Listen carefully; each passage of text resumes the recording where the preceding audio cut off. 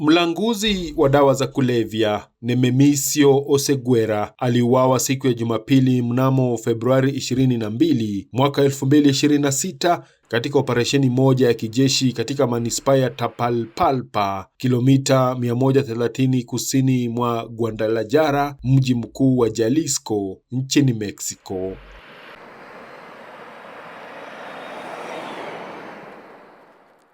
Kifo chake kimezua vita miongoni mwa makundi yanayojihami katika eneo hilo. Alikuwa akijulikana kama El Macho, ambaye ni kiongozi mkuu wa kundi la Jalisco New Generation Cartel CGNG, mojawapo ya makundi yenye vurugu ambayo huhusishwa na uhalifu nchini Mexico.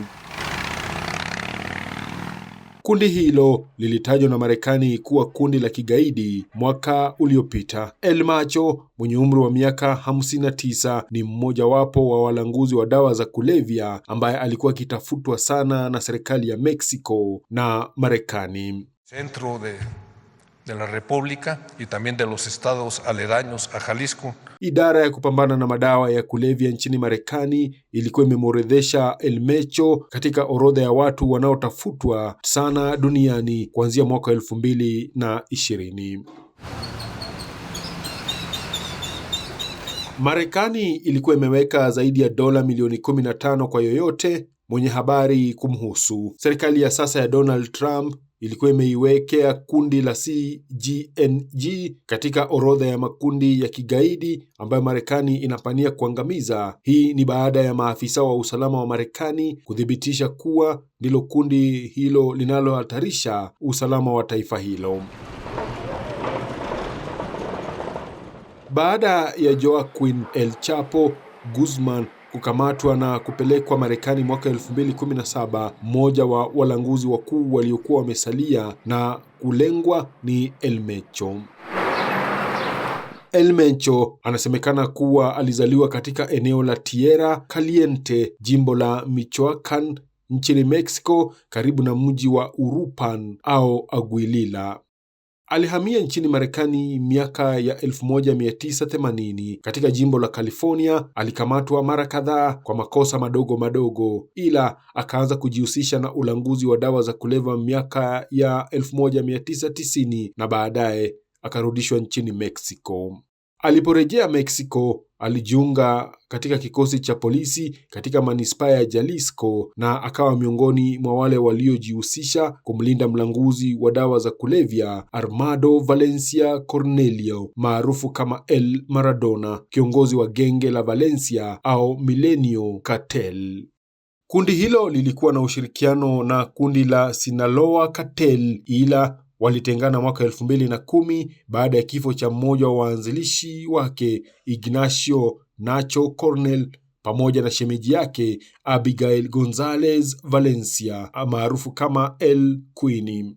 Kuanzia hapo kundi la CJNG lilizaliwa na kazi ya uhalifu ya El Macho ikaanza kushika kasi. Kundi la CJNG lilipanda ngazi kutoka kuwa genge linaloendesha operesheni zake katika jimbo la Jalisco na Colima na kuenea karibu taifa nusu ya Mexico. Biashara yao kuu ilikuwa ni kuuza dawa aina ya amphetamine nchini Marekani na Ulaya, ila pia walikuwa wameenea kuuza madawa maeneo ya bara Asia.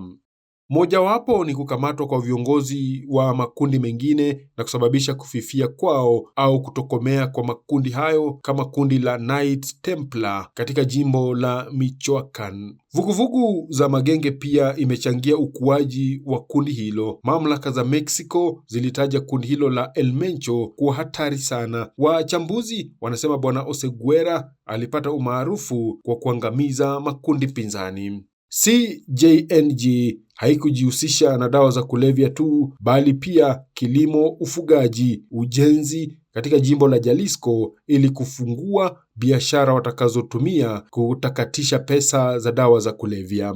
Kundi hilo la CJNG pia inajulikana kwa ufisadi na kuwa na ushawishi kwa mamlaka za manispaa na ofisi za forodha. Hii imewasaidia kupata kemikali na malighafi zinazotumika kuzalisha dawa hizo kupitia bandari ya Manzanillo katika mji wa Colima na Lázaro Cárdenas katika jimbo la Michoacán magharibi mwa Mexico.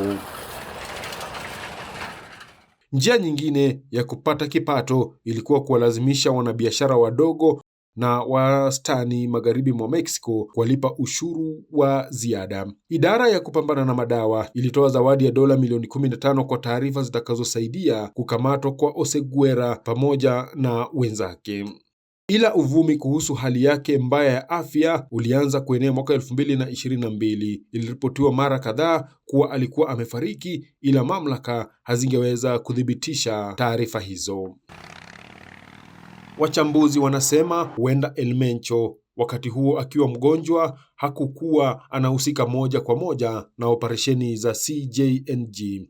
Mmoja wa wanaye, Ruben Oseguera Gonzalez, ndio alikuwa anashikilia nafasi ya pili katika uongozi wa kundi hilo. Alikamatwa nchini Mexico na kupelekwa Marekani mwaka 2020, na hili lilisemekana kuwa pigo kwa kundi hilo pamoja na mauaji ya Oseguera na jeshi siku ya Jumapili.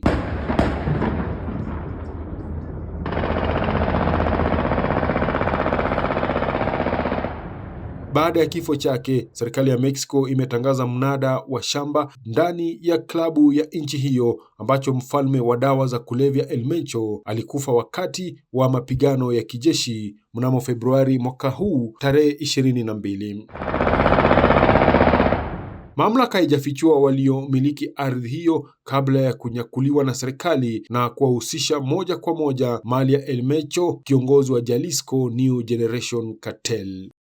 Kifo cha El Mencho kilisababisha kulipiza kisasi kwa kundi lake ambalo liliweka vizuizi barabarani na kuchoma moto magari katika theluthi mbili ya nchi hiyo. Ardhi hiyo ina bei ya kuanzia takriban dola 1750 na ni miongoni mwa orodha ya mali yake 211 ambazo mamlaka zinatarajia kuzipiga mnada. Kevin Sewe, Mwanzo TV.